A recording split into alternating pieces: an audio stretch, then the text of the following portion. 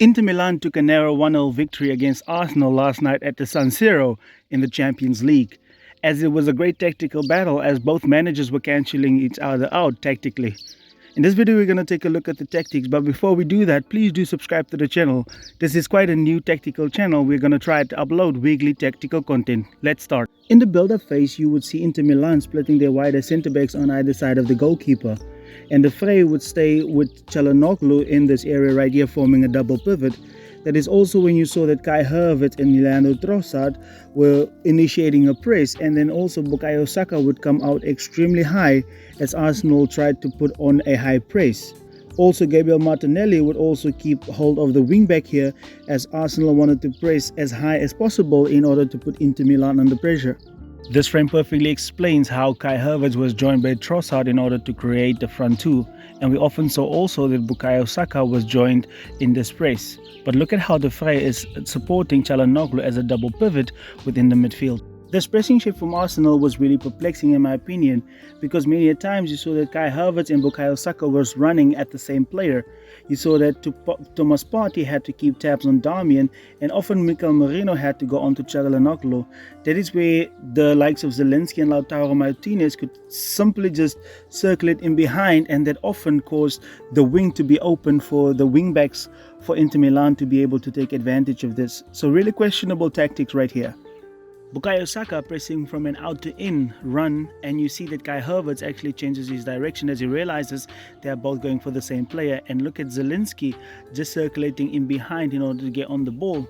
Now you see a line-breaking pass is also happening further down the pitch here, where Darmian actually getting on the ball, and you see that the wing-back is easily in a lot of space as the fullback Ben White has to cover the space in behind. Now you see that Darmian actually released the wing-back in order to be in space, and nobody was covering him at all. So questionable tactics on why those two players were marking the same play as well. However, Arsenal soon realized that they were fighting a lost battle, and they reverted with Trossard and Kai Havertz pressing up front, almost like a 4-2-4 situation. But the positioning of the fray was just beautiful to watch, because he could almost drop at will into the back line, and looking to dictate the play from there. They could even drop over here or even come in this area right here, allowing Benjamin Pavard to go up high. And they would easily pull these players from Arsenal into all sorts of situations and drop into all sorts of position. So just beautiful to watch. Arsenal started pressing with a front four in order to keep out all the midfield options for them. And look at the fray already dropping into that area between left centre back and the left wing back. And also look at how the fray is in this area now. He was actually catching Mikel Merino out of position because he wanted to try and put pressure up higher. And now again you see Zelensky receiving the ball just in behind the front four, and Arsenal was in trouble because Partey had now to cover that space as well. Here you can see that the fray was also moving into centre back position, so he was kind of like having a really free time to move wherever he wanted to, and Benjamin Pavard ultimately then would become a wing back. This 4-2-4 shape of Arsenal allowed Inter Milan to have space in a very, very important and dangerous area for them. It was just on either side of the double pivot where they could easily receive the ball. And Arteta did try to actually mold this into a 4-2-3-1 situation where they could press Çalhanoğlu a little bit better, but that didn't solve the problem of them finding the space here. And you also saw that if Arsenal were trying to press this player, you could see that open up the space for Zelensky and Lautaro Martinez. So the combination play was a huge problem, especially just in front of the fullback and the centre back. So they often had to come out of their position, and that would create space and dangerous situations for Inter Milan. So the shape of Arsenal was really the problem in this game, and Inzaghi was able to actually take advantage of this, and Mikel Arteta was not prepared at all. He didn't know what to do with this. The movement and the fact that also Çalhanoğlu is very good at finding spaces, that didn't help Arsenal either. So the spaces here in the half spaces just in front of the fullback and the centre back was very important for Inter Milan, for them to cause danger. Inter Milan were finding a lot of space next to Arsenal's double pivot, whether it's Lautaro, Zelensky or even Dumfries at times. And look at how Trossard has to go out and press because of the numerical advantage. And he totally left Çalhanoğlu open, and that ultimately left Mikel Merino in a situation where he had to go press and ultimately leave the player that dropped open. And look at how when the player is dropping into that space, he's right in front of the centre back. And look at how William Saliba now has to come out and put some pressure, which leaves runs in behind for Inter Milan. And look at the amount of space. It was just astonishing to see how much space they were finding in those half spaces. And this was just terrible defending from Arsenal as well.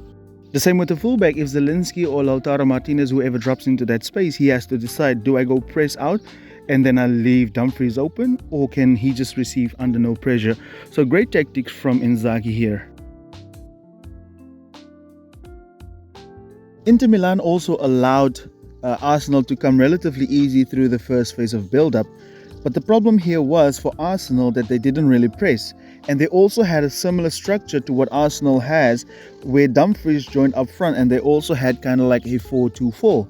The problem here, nobody was pressing the centre backs of Arsenal as they were trying to keep the passing lanes and block the passing lanes towards the middle.